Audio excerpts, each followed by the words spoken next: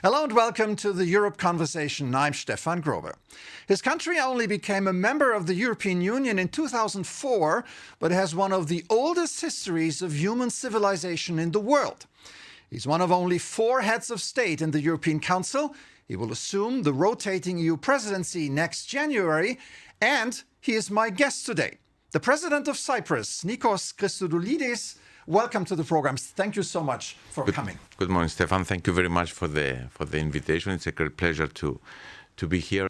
I mentioned Cyprus's history of 9,000 years. Now, you are a historian. You worked at the University of Cyprus.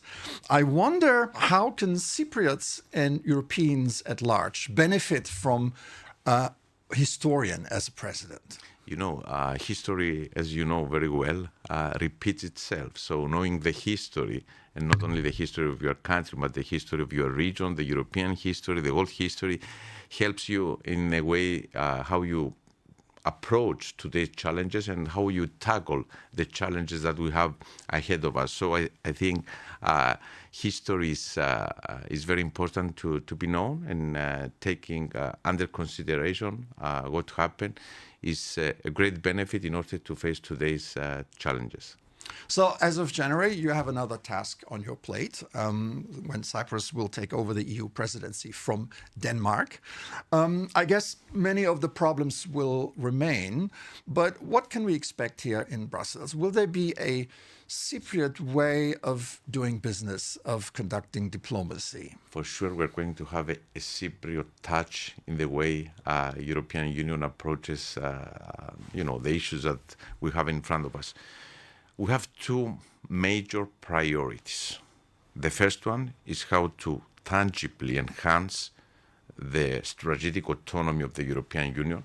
And when I say strategic autonomy, I don't mean just defense and security. I will explain in a little bit. And the second one is to bring the European Union closer to our region, to Middle East, to the greater Middle East. You know, Cyprus is a member state of the European Union, as you very correctly mentioned, since 2004. But at the same time, we are part of the Middle East. We are half an hour flight away from Lebanon, 40 minutes from Israel, 50 minutes from Egypt, 50 minutes from Jordan, half an hour from Syria, and so on. So I'm going to our first priority, which is to enhance the European Union strategic autonomy. As a European Union, we are, and we used to be more in the past, dependent on our security from the United States. As a European Union, we were dependent on energy from Russia. As a European Union, we are dependent on our raw materials from China. So how can we be strategically autonomous and play a leading role, the role that our citizens are expecting from us to play as a European Union, if we are dependent in 3 other countries? For example, MFF, one of the most important files of the European Union. The Danish presidency is doing an excellent job, and we're going to continue from the Danish presidency. For us, it's not just the budget of the European Union for the next 7 years. The multi-annual financial framework is the most important political tool to show to our people where the European Union, we want the European Union to be in the next 7 years. So the multi-annual financial framework, of course, should reflect the traditional, if I may say, files of the European Union, cohesion policy, common agricultural policy, etc. But at the same time, should reflect the priorities of the European Union today. Let me throw some keywords in here. You mentioned security. I mentioned Ukraine. You think you're going to see the end of the war in Ukraine during your presidency? To be fully honest with you, I don't see that coming. I don't see the end of the war in Ukraine coming. But as a European Union, we should continue our clear position towards the illegal Russian invasion and occupation in Ukraine. We need to support Ukraine. We need to continue supporting Ukraine. And within this context, I will let you know that I'm planning on December 4, ahead of our presidency, to visit Kiev, to visit Ukraine, to show that even Cyprus is coming from the Middle East. We are not part of the, let's say, Eastern Europe. Ukraine will continue to be our priority. Another hot topic all across Europe is immigration. The numbers of illegal immigrants are going down, yet it is still in the mind of very many Europeans the number one issue. What has Europe learned over the past years, and is the path that Europe charted the right one? Numbers today are much better, as you very correctly mentioned. But if we want to solve this problem, because there's another aspect, illegal migration kills legal migration. And as Europe, we need legal migration. But in order to really face the problem of migration, we need to concentrate as a European Union, and that's what we're planning to do as a presidency, to face the root causes of migration. We need to talk with the countries that migrants are coming in order to create the condition in those countries for their people not to live and come in Europe. So the most important aspect, if we really want to face migration, is to face the root causes of the phenomenon. And how do we do that? Working together with the countries, supporting them. If we don't create the conditions in those countries, in order for the young people, for example, to stay in their countries, I mean, economic conditions, political conditions, etc., then we'll never face the problem of illegal migration. Speaking of coming to Europe, enlargement. A topic that has been dormant for many, many years, but now we're going to see some action here, some activity. Do you think that Europe is ready for another round of enlargement? I remember back in 2014, President Juncker saying that by 2024 we're going to have the next enlargement of the European Union. And we're in 2025, and of course, we don't see enlargement, and nobody's talking with enlargement. Enlargement is one of the most important geopolitical tools of the European Union, and I'm afraid to say that we are losing this very important tool because we did a lot of promises and we didn't deliver. So that is why during our presidency, we want to see an important positive step towards enlargement, and I think we can have positive developments, especially with Montenegro. I visited Montenegro, ahead of our presidency, together with the Minister of Foreign Affairs and the Minister of European Affairs. We visited all member states plus candidate countries in order to prepare ourselves, because we want to listen to our partners, we want to listen from the candidate countries in order to be ready during our presidency. And I think with Montenegro, it's a small country, so the dilemma, more integration or enlargement, is not so. We can face this dilemma, and I think we can bring Montenegro closer to the accession to the European Union. Because if we don't have positive developments on enlargement, I'm very concerned that the people in those countries, the candidate countries, and in some countries we see this, they will turn their back to the European Union and they will find other ways. And we see in the Balkans, for example, Western Balkans, we see a number of other actors, non-EU actors, having a leading role because those countries, they don't believe anymore in the prospect of joining the European Union. Speaking about money, it's a kind of a topic that is not in the big headlines, but it is a very serious problem, and that is public debt. Many member states are suffering from public debt that is no longer sustainable. Is austerity a word that we're going to use more often in the future? No, I don't believe on austerity. I believe on responsible fiscal policy. And I'm very glad to say that being in power in Cyprus for 2.5 years now, our public debt is less than 60% of GDP. When we won the elections back in March 2023, public debt was approximately 75% of our GDP. And not through austerity, through responsible fiscal policy, we have these results today. It was actually 115% 5 years ago, so you've come a long way. Cyprus also has one of the highest budget surpluses in the European Union, 1.3%, and a growth outlook of 3% until 2027. Unemployment rate less than 5%, which it is actually the biggest challenge for us now to bring back to Cyprus talent. That's why we initiated a campaign starting from London, from brain drain to brain gain, in order to bring Cypriots and Europeans back to Cyprus. In order to Cyprus has been upgraded by all the major rating agencies recently. Exactly. So how do you do this? I mean, if you walk in here speaking to your European colleagues, they must be jealous.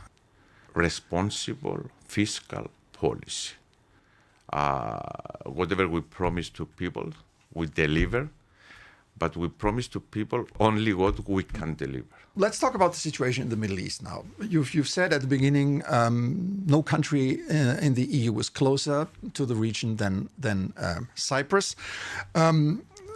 How do you see the peace process going forward? But first of all, you were at the signing ceremony of the ceasefire agreement in Sharm el-Sheikh. Tell us about it. How was it? First of all, it was a great honor for Cyprus to be invited, to be there, being invited by President Sisi and President Trump. We welcome the initiative of President Trump. I don't underestimate the challenges that we have ahead of us, but we need to work with all partners in the region in order to implement the plan of President Trump. And that is why, before going to Sharm el-Sheikh, I talked with the President of the Commission, with the President of the Council, I talked with President Sisi, the Prime Minister of Israel, the President of UAE, His Majesty, the King of Jordan, in order to work together in order to safeguard the implementation of the plan. There is no other alternative right now in front of us. And that is why, working especially with the Commission, Cyprus presented a very specific plan in order to help to the implementation of the 20-point Gaza peace plan of President Trump.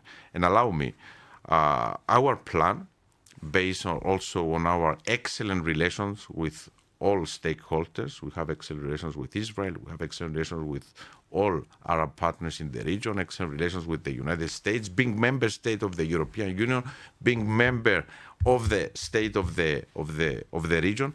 We prepared this plan, which is touches on the humanitarian aid delivery. It's the points of point 7 and point 10 of President Trump's plan. Secure goods and dual-use screening, the points 13 and 15 of President Trump plan. Third point, rubble removal and reconstruction enablement, the points of point 2, 10 and 14 of President Trump's plan. Training, stabilization and reconciliation support, point 9, 15 and 18 of President Trump's plan.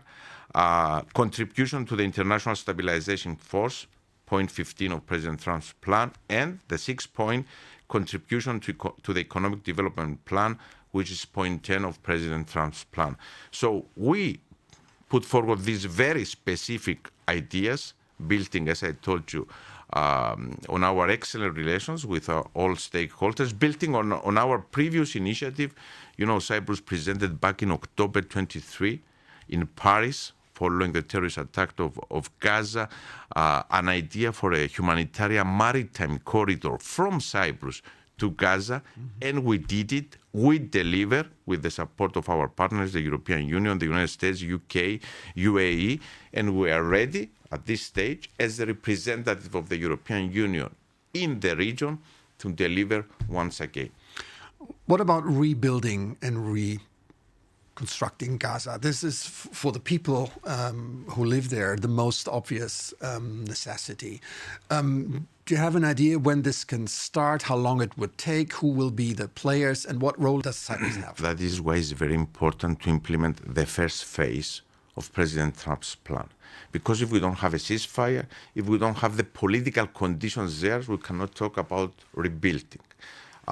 When we reach the stage of ceasefire and the conditions are there, reconstruction should start. And that is why point 3 of our proposal is the rapid removal and reconstruction enablement. So development, and this is the role that Cyprus can play, development of maritime routes for rapid extraction and inbound construction materials in Gaza in order to support Gaza's rebuilding and, of course, economic revival. What about the two-state solution? An initiative that is very much liked in Brussels. President Trump doesn't like it so much. The Israelis don't like it so much. Is this still a viable option? There is no alternative to the two-state solution. Let's be clear.